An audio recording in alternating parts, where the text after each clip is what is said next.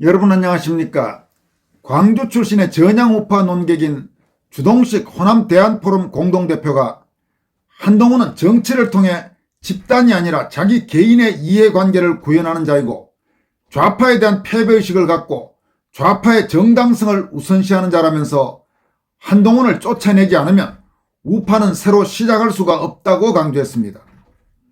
또 장해찬 여의도연구원 부원장은 한동훈에게 시급한 것은 정치가 아니라 치료라면서 제명당하면 오은영 선생부터 찾아가길 권한다라고 말했습니다.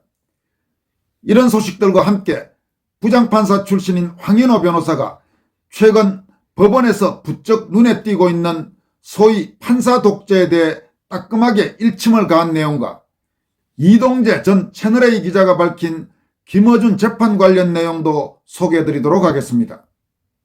먼저 주동식 대표는 소셜미디어 게시글을 통해서 우파라면서 윤석열 탄핵 찬성한 분들 그 근거를 물어보면 대개 윤이 얼마나 정치를 잘못했고 허접한 인간인지 강조한다.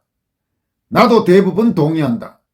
그런데 그렇다고 탄핵하는 게 맞나? 가령 임진왜란 때 선조가 얼마나 허접한 지도자였는지 대부분 인정한다. 하지만 그렇다고 이순신이 선조를 잡아 일본군한테 넘겨야 했을까라고 밝혔습니다. 그는 이어서 박근혜 탄핵한 김무성, 유승민, 윤석열 탄핵한 한동훈이 그런 짓을 한 거다. 그렇게 탄핵해서 문재인, 이재명이 집권하게 만들었다. 그래서 나라가 잘 되고 있나? 그렇게 판단한다면 이재명 지지하고 민주당 가면 된다. 나는 제일 웃기는 인간들이 탄핵 찬성하고 나서 이재명, 민주당 욕하는 것들이라고 본다. 자기들 얼굴에 침 뱉는 셈이다라고 지적했습니다. 그는 또 나는 윤석열 개인의 능력이나 도덕성 이런 것 잘 모른다. 하지만 그런 것보다 몇백 배 중요한 게 당파성이라고 본다. 당파성은 수많은 개인들의 이해관계를 뛰어넘는 집단적 이해관계의 반영이다. 윤석열은 노란봉투법 등 악법에 대해 거부권 행사했다. 그것 하나만으로도 윤통은 이재명보다 몇천 배 나은 정치를 한 것이다. 이런 게 당파성이다. 정치는 개인이 아니라 집단의 정체성과 이해관계를 구현하는 것이다 라고 강조했습니다. 그는 이와 함께 한동훈은 정치를 통해 집단이 아니라 지 개인의 이해관계를 구현하는 놈이다.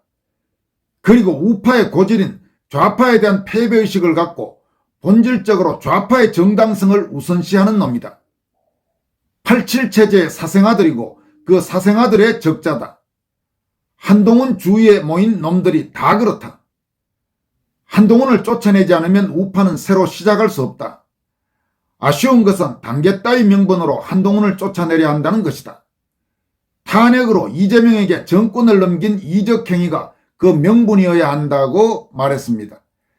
여러분 지금 주동식 대표가 탄핵으로 이재명에게 정권을 넘긴 이적 행위가 그 쫓아내는 명분이어야 한다. 당연히 옳은 말이죠. 그렇지만은 그 못지않게 당원 게시판 여론조작 게이트도 엄청난 이거는 범죄 혐의가 농후하기 때문에 제명을 하고도 남을 만한 중대한 잘못된 행위입니다. 만약 한동훈을 지금 이런 정도의 사안을 갖고 제명하지 않는다면 앞으로 국민의힘에서 그 누굴 무슨 명분으로 제명할 수 있겠습니까? 지금까지 국민의힘계열정당이 당원 자격을 가진 사람들을 제명한 것들을 보면 거의 대부분 지금 한동훈의 혐의보다는 훨씬 약한 것들로 제명됐다는 점을 우리가 결코 잊어서는 안 될 것입니다. 주동식 대표는 또 별도의 글을 통해서 나는 입에 개거품 물며 12.3 계엄 비난하는 인간들 보면 평소 남에게 들키면 안 되는 일을 많이 하며 살았구나 하는 생각을 하게 된다. 또는 실력 이상으로 대우받거나 부정한 돈을 많이 챙겼거나 그것도 아니면 잘나고 거룩한 척하는 무리들의 한 다리 끼고 싶은 덜 떨어진 인간이거나라고 말했습니다. 그는 이어서 이진관 판사라는 자가 한덕수에게 중령 때리며 울먹였다는 얘기 들으며 저자가 계엄 때 얼마나 간이 콩알만해졌을지 짐작이 가더라. 죽었다가 살아난 심정이었을 듯. 그 위대한 구원을 국민 또는 역사라는 거대한 원리가 이루어졌다 싶으니 닭똥 같은 눈물이 저절로 찔끔 나왔을 듯. 지가 평소 해온 더러운 짓거리가 역사에 의해 사면받는 심정이었을 거라고 본다라고 질타했습니다. 그러면서 주동식 대표는 이진관이 한덕수에게 선고하면서 울컥 복받쳐서 국민의 용기가 내란을 끝냈다, 이런 소리를 한 기사 제목을 함께 공유했습니다. 또 장해찬 여의도연구원 부원장은 어제 열렸던 소위 한딸들의 한동훈 제명 철회 집회와 관련해서 전국에서 박박 긁어 모아 겨우 2,000명 모인 집회를 몇만이라 부풀리는 좌파 감성. 추운 겨울 지지자들은 거리로 내몰면서 본인은 따뜻한 방에서 댓글이 나다는 선민의식. 유승민부터 박근혜까지 장동혁 대표 단식장에 결집했는데 혼자 끼지 못해 진짜 보수 결집 운운하는 열등감. 한동훈에게 시급한 것은 정치가 아니라 치료라면서 서초동 금쪽이 도곡동 악플러 한동훈은 제명당하면 오은영 선생부터 찾아가길 권한다고 뼈있는 일침을 날렸습니다. 장해찬 부원장이 한동훈의 선민의식에 대해서 일침을 가했습니다만은 아마 이런 일도 있었던 모양입니다. 서울대 출신이고 역시 검사를 지낸 어떤 변호사, 성향은 좌파 성향 변호사 같습니다만은 그 변호사가 최근 했다고 한 말인데, 자기가 서울대를 다닐 때 한동훈이 오더니 얘들아 나는 강남 8학군 출신인데 그렇지만 나에게 너무 거리감 느끼지 않았으면 해라고 말했다고 합니다. 당시 한동훈의 그 말을 듣고 모두가 그 이후로 한동훈에 대해 엄청나게 거리감을 느꼈다. 이렇게 한동훈과 마찬가지로 서울대 출신이고 검사를 지낸 어느 변호사가 최근 소개했다고 합니다. 이어서 부장판사 출신의 황현호 변호사가 자신의 소셜미디어에 올린 판사 독재라는 제목의 글을 여러분들에게 소개해드리도록 하겠습니다. 황 변호사는 다음과 같이 밝혔습니다. 판사 독재 1. 요즘 법원에서 판사 독재가 심하다. 국민이 직선제로 뽑은 대통령을 한 명의 판사가 아무런 견제장치 없이 돌아가면서 돌림빵 하듯이 구속영장을 발부하고 국무총리에 대해서 법정 구속을 하고 23년형을 선고했다. 헌재는 그래도 9명의 원로재판관이 합의제로 판결하지만 법원은 한 명의 부장판사가 신출내기 판사 2명을 데리고 거의 독단적으로 재판을 진행하고 선고한다. 2. 지금까지 독재라 하면 행정부 수반의 대통령에 의한 독재를 의미했다. 그러나 김영삼 정부에 들어와 국회에서 과거사 특별법 등을 제정해 입법권을 남용하자 국회 독재가 출현했다.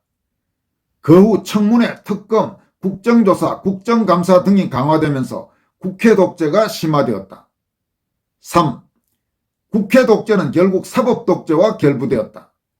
국회 다수당이 소수당을 압박하기 위해 고소고발을 남발하고 사법을 정치화시켰다.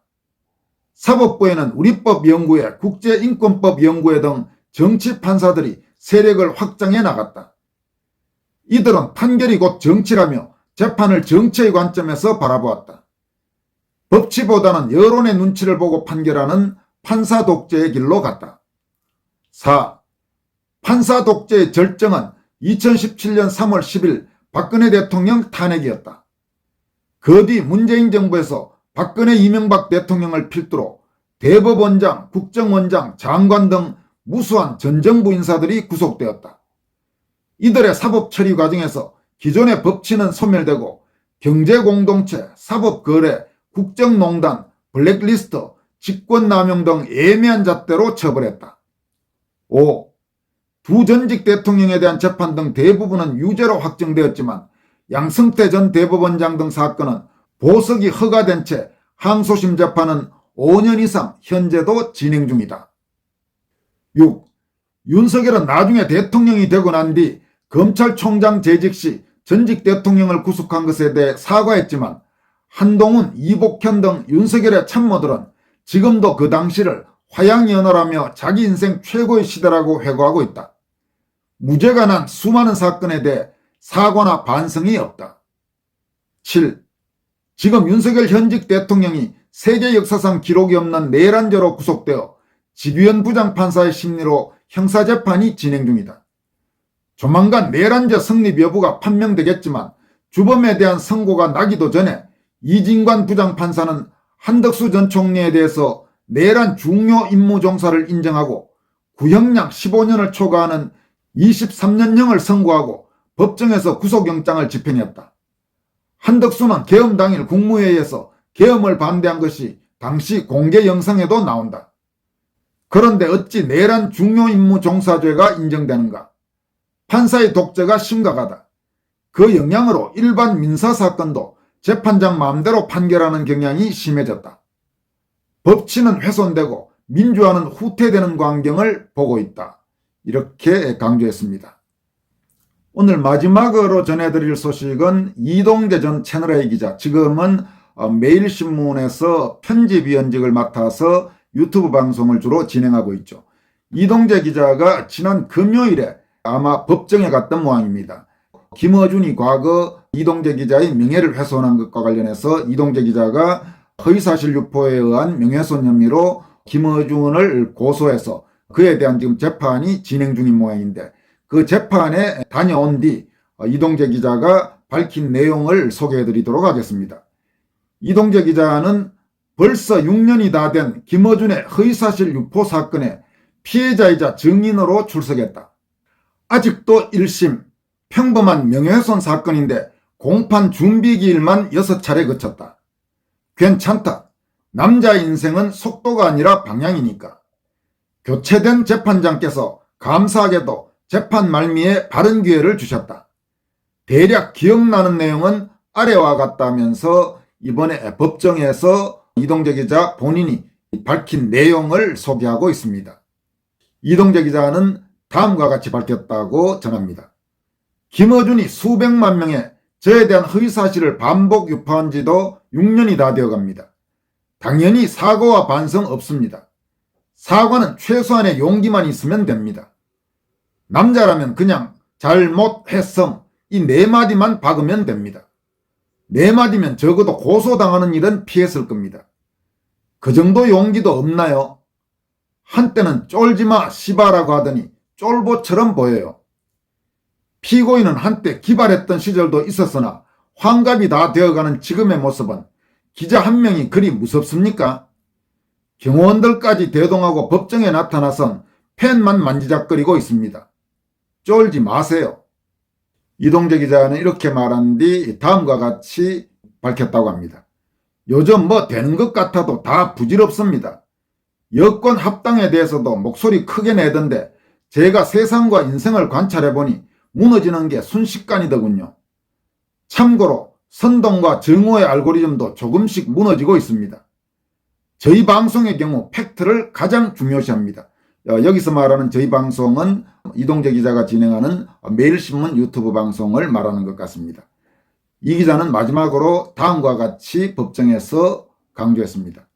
지난 재판 때 보니 제네시스 G90LWB 타고 경호원들 여럿 대동하고 오셨던데 오늘도 경호원들하고 안전하게 돌아가시고요. 저는 여기서 1호선 타고 갑니다. 남자라면 1호선이죠. 마지막으로 한마디 할게요. 쫄지마 씨바. 이렇게 이동재 기자가 밝히자 법정에서는 한바탕 웃음이 터졌다고 합니다. 김어준이 참 속말로 아주 완전히 체면을 구긴 법정 현장이었을 것 같습니다. 이동재 기자 잘했습니다. 지금까지 권순할TV였습니다. 고맙습니다.